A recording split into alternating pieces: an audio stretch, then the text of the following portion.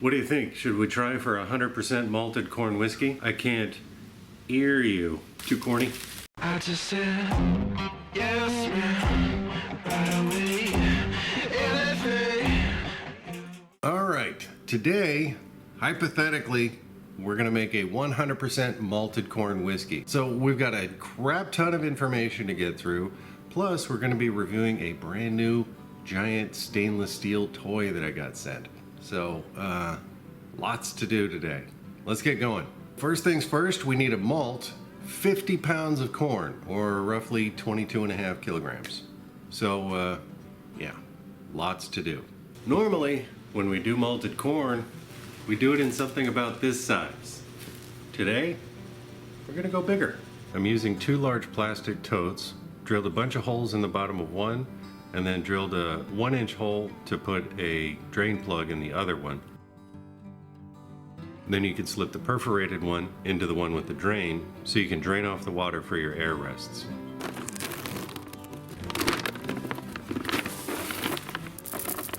We need to wash the corn, so we're going to dump it all into our containers, fill it up with water, stir it around, and then drain that water off. Do that several times to clean the corn. Along with the 50 pounds of feed corn, I'm going to go ahead and throw in all of this corn that I managed to grow in my garden a couple of years ago. It's been sitting here in the garage drying out and doing nothing. So we might as well throw it in there, maybe get a little extra flavor. Okay, so now that this has been through its final wash, I've left about 4 or 5 inches of water on top of the corn so that it has plenty of room to expand, and it will definitely expand.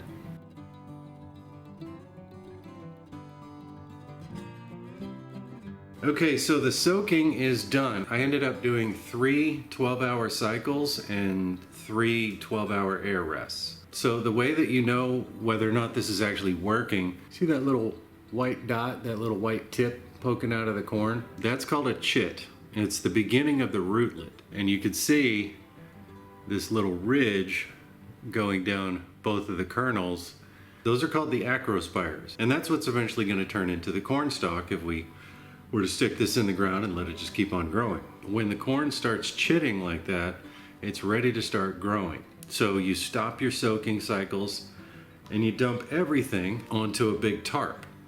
And then we take some slightly damp towels. You want to squeeze most of the water out of your towels and cover that over. And then every 12 hours you're going to come back and you're going to stir that corn around so that you get some airflow in there, and also to keep the roots that are going to start developing from growing together and making big old mats. So if you've never malted anything before, any kind of grain, corn can get a little bit stinky as you're doing the soaking cycles and as it's sprouting. So if it starts getting a little stinky, then what you can do is get some Star San. Star San is a no rinse contact sanitizer, meaning you don't ever have to rinse it off, because after it sits on something for a certain period of time, it actually breaks down into yeast nutrient. I'm gonna go ahead and put a link for it down in the video description if you want to pick some up. This whole, this little chamber will do 5 gallons. We're not doing that. We just need a spray bottle. So I do like a teaspoon per spray bottle. That's probably too much, but you know, it's not gonna hurt anything. You can do this prophylactically, like while it's in the soaking bin. The only reason why I didn't do that this time is because I forgot. So now we're just going to use a teaspoon of Star San in here with a whole bunch of water and spray it on the corn and stir it around a little bit. So I'll catch up with you when we got a little bit more growth. All right, so it's been 3 days of floor malting the corn. You can see it's got lots of roots and shoots on it. These are the roots, and that little chunky guy, that's your shoot. If you've never malted before, the easiest way to tell that it's done, if this is your grain and this is your shoot, you want the shoot to be at least as long as the grain. Now that's specific to corn, and the way that they refer to that in the malting game is that it's been fully modified, meaning that the grain has produced as much of the amylase enzymes as it's going to. And if you let it go too much longer, the plant itself is going to start growing. That shoot is going to grow longer and it's going to start stealing some of the sugar for energy so that it can continue to grow. So you want to shut that off at a certain point to make sure that you don't lose sugar. I went ahead and did a sample size. So right down here, what I did is I scooped up a handful of grain, tossed it on here, and counted out exactly 100 grains. And then I separated them from over modified, meaning that the shoot is growing past the corn grain, to fully modified, meaning it's growing even with the grain, to under modified, meaning it's growing shorter than the grain, and then no modification at all, or basically a dead kernel over here. If you think about the number of kernels as a percentage of the total, we got about 20% unmodified, and that's kind of standard for feed corn. When you're not buying a high quality seed corn, you're going to get about 80% germination rate. So that's fine.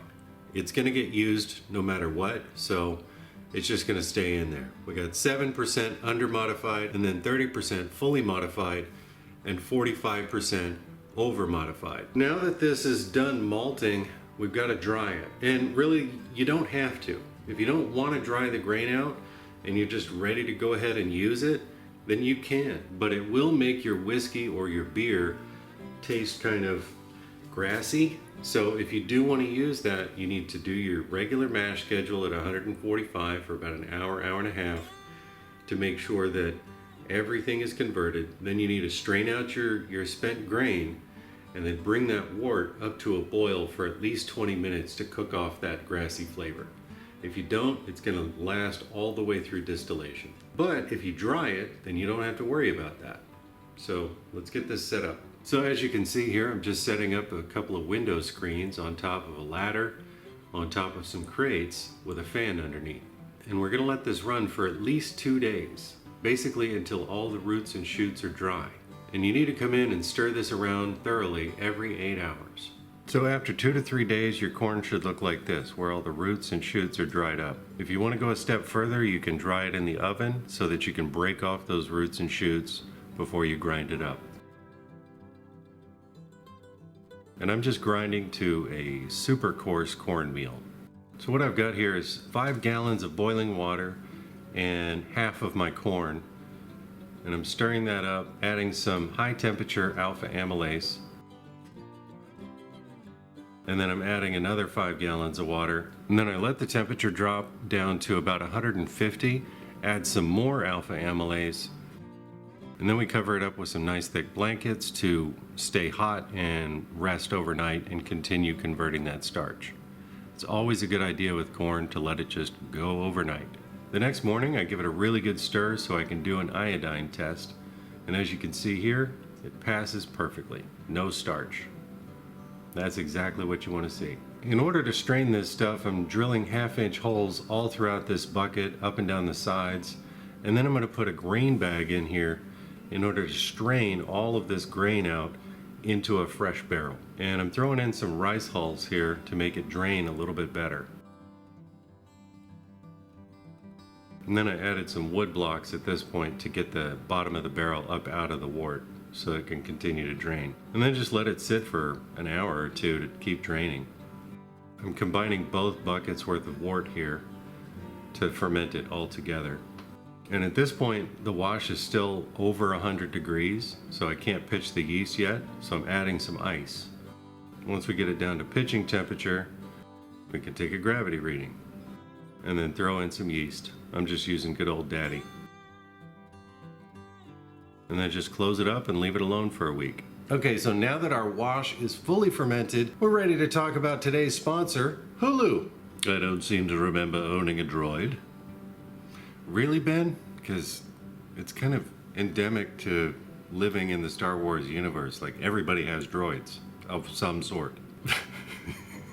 So if you don't recognize my little friend back here, this is the HOOLOO Still SV30.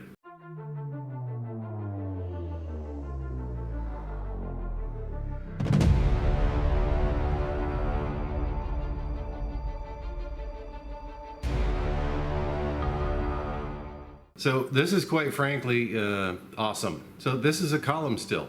Remember, I've always pissed and moaned about not having a column still? Well, somebody sent me one, and it was Charles over at HOOLOO Thank you, Charles. So now we can send this to the liquor fairy to play with.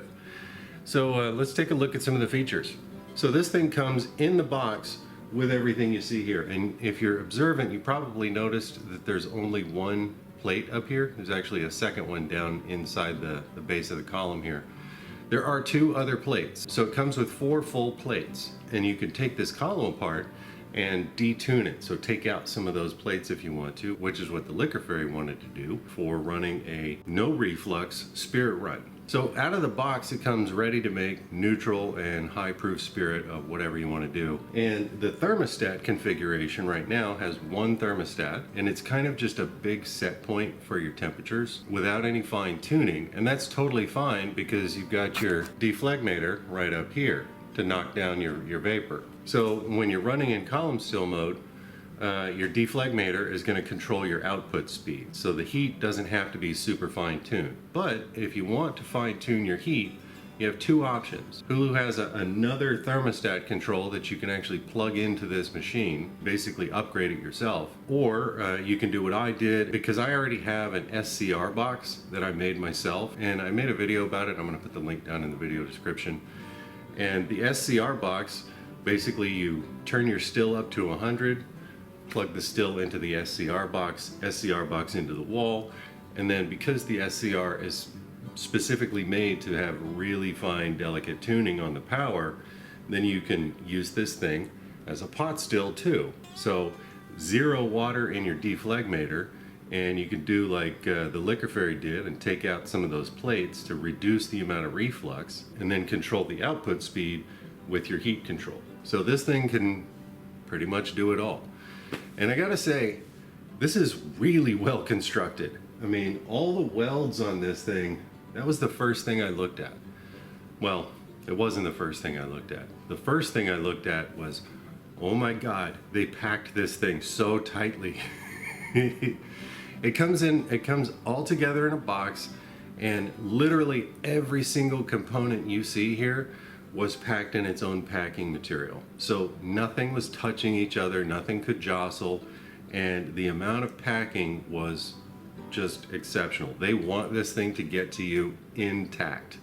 And that's the other cool thing, is once you take this all apart, it all fits down into your boiler, and then you just clap the lid on and, you know, stick it in a closet somewhere. So it doesn't, there's no big ungainly pieces that you have to store somewhere. And it comes with all your heating and cooling hoses, including these split hoses, so you can run water to your deflegmator and your condenser at the same time. And they include a whole bunch of these different fittings to make the transition from your kitchen sink or bathroom sink or garden hose or whatever for your cooling water. The second thing I noticed was the quality of the construction. Everything on this is really well made. All the welds are super solid and clean. There's no sputter or spatter or holes or anything like that. They are all quality stainless steel sanitary welds. So one of the most important things to know about this company, HOOLOO, is that this is what they do. They only make stills. They make stills for the hobby size all the way up to the commercial level. So to me, what that means is this is their craft, and they want to do everything correctly so that they can have that reputation and stand behind their product. When I had a couple of questions about the still, I emailed the original contact that I had over at HOOLOO, and then I got answered back by somebody different, a guy named Charles. Charles considers these stills his children. These are his babies. I really love that, because that means he cares a lot about everything that they send out. So a couple of cool features on this still. It comes with a parrot. I've never had one of those to fiddle with or send to the liquor fairy. They've got a separate breather tube. I know that this is standard on a lot of stills, but I just found it a thoughtful touch, because I've seen it not included on some stills that'll have a parrot and they'll have the column, and there's no breather tube. Another cool thing is that they put the spigot on the boiler so you can drain it without having to try and muscle it to dump it out. So it's things like that, and the solidness of the construction, the hardcore quality of these tri-clamps. These are dense. They're not the crappy hollow ones that I've gotten before. So it's really well made. I respect the people that are making it, because all they do is make stills, and I highly recommend you check out the website If you're not interested in this, there's probably going to be something on there that you do like, because they got stuff that's all copper, tiny little baby alembics. They've got big giant stuff that I will never be able to afford because I'm house poor, and everything in between. And the Liquor Fairy has had a chance to use this thing 3 times now, and for 2 stripping runs, run in full reflux, just to test out the power of the deflegmator and the heat control and everything with all 4 plates in there. And you may be saying, why would you run full reflux on a stripping run? Because the Liquor Fairy was curious. How does this thing work? Does it work great? Does it, is there any problems? No, it works great. If you're doing a stripping run and you're running full reflux for some reason, you can just collect all the way down to 0 and then just throw everything back into the pot for your spirit run, and you're gonna be fine. And one last cool thing that they do is they throw in a roll of Teflon tape for you.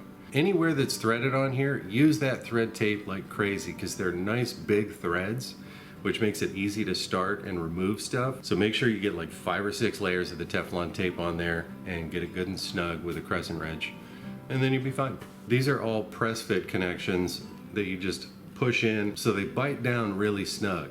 But because there's going to be some torque on those connections as you get the weight of the water in your hoses, go ahead and throw some Teflon tape around all of your ends that go into the deflegmator and the condenser, just to make sure you don't have any drips. And like I said, the one thing that could be an issue as far as wanting to run in pot still mode versus column still mode with the single heat controller, there's already a port for it, and from what I understand, it's fairly easy to put on there. Charles already has one in the mail for me, so that I can test it out and see how it works next time I send this off to the Liquor Fairy to use. So if you want to check out the HOOLOO SV30, check out the link down in the video description or in the top comment. Get yourself something awesome for Christmas, and then use that cool gift to make awesome gifts to give away to your friends and family. Hypothetically. So thanks, Charles, for sending me such an awesome piece of machinery. I love it.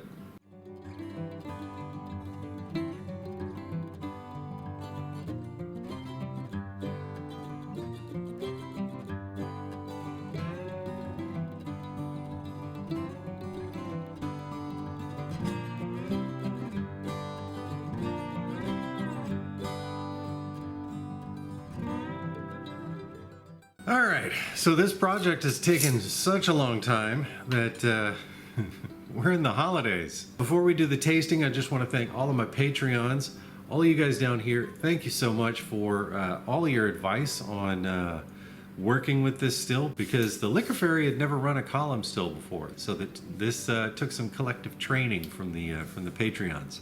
So thank you guys for that. And as always, thanks for keeping my lights on. All right, so on to the tasting. I ended up getting, a gallon and almost a pint. And this has currently been proofed down to 53%. After blending, it actually came out at 83%. So it took quite a lot of proofing to knock this down. Without further ado, let's give this a taste. Like I said, I proofed this down to 53% because it's gonna get barreled at some point. And I tend to favor a lower ABV, barrel proof, that's fine. If you want to do 62 or 65%, that's fine. I like doing about 52 to 55% because you're going to get more candy, more vanilla, a little bit less tannin, stuff like that. And because this is a corn whiskey with not a whole lot of different structure to it, you really want to kind of focus on those sweeter characters. My wife is eating marshmallows in front of me. Did you need something else? Oh, a little saltine action? Do you want me to make you a sandwich while I'm over here close to the fridge?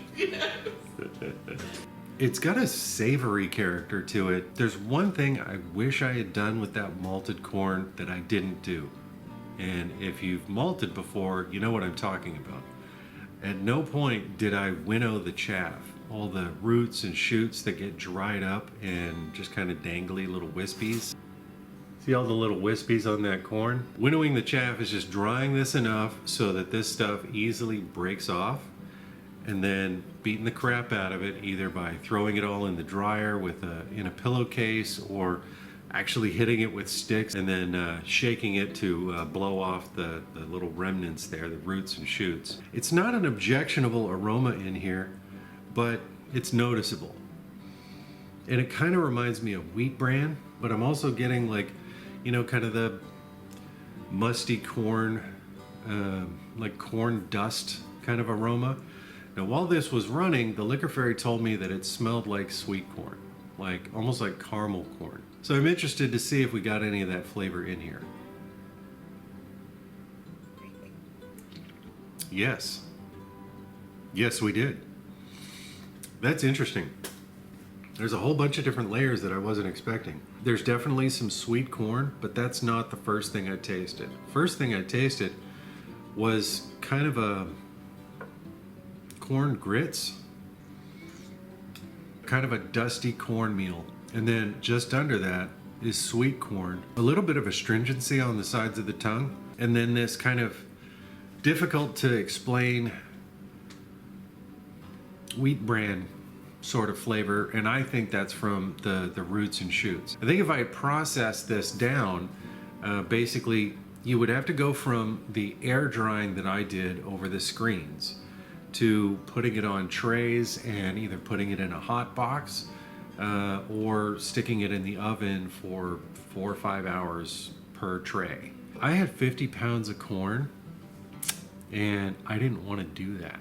This is more material than I have ever worked with at one time, ever. Never done a 50-pound batch of anything. So this was quite the experience for me and the old liquor fairy. But I'm glad I did it because now I have over a gallon of hooch. And I'm actually really happy with it. You know how if you ferment on the grain and you distill on the grain, your final product is really grungy. I almost feel like I did that. Even though this was all strained before it was ever fermented, I almost feel like it was fermented and distilled on the grain because, and this was fairly clear. I mean, I left this much sediment in the bottom of my bucket and this much liquid above it just to make sure I wasn't pulling a bunch of shit over. But yeah, this tastes like malted corn. Yeah, this tastes different. It tastes different than a straight corn liquor. You know, my suspicion is, my hope really, is that it's gonna age out delicious because it has that grunge to it.